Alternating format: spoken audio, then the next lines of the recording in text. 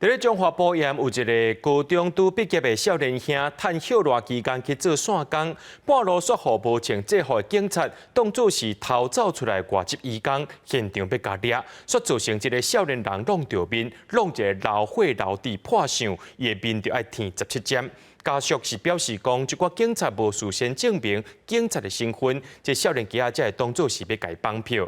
警方也承认讲，因确实有混唔对所在。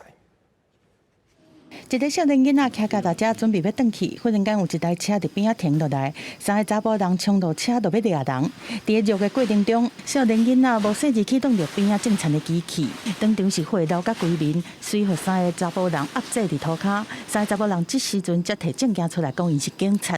你发救命，我有去着。 我去遐看时阵，三个两个甲二头啊，食头。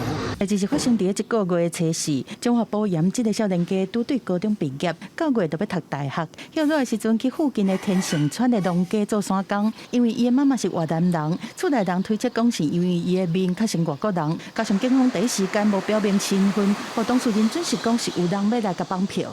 伊当作是啥物？歹徒咧吼。坏人。 要甲救去车顶啊，会惊啊，倒一个袂惊。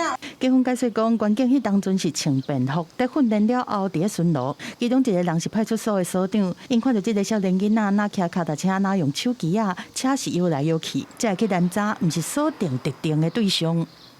警方是执行盘查，并非锁定逮捕对象、抓错人。为了避免类似的情形再发生，我们都统一律定，一定要穿着制服啊，以方便执行。 少年囡仔因为面受伤是填17针，身体嘛有足侪所在拢受伤。警方答应要赔偿医药费，后壁嘛会和解。目前初步调查，认为讲关警伫执法的过程无穿制服是违反勤务的纪律。查对的这个姓叶的所长是纪心介，后壁嘛要求第一线的警察伫咧拦查的时阵，爱先摕警察的证件出来，表明身份。记者综合报道。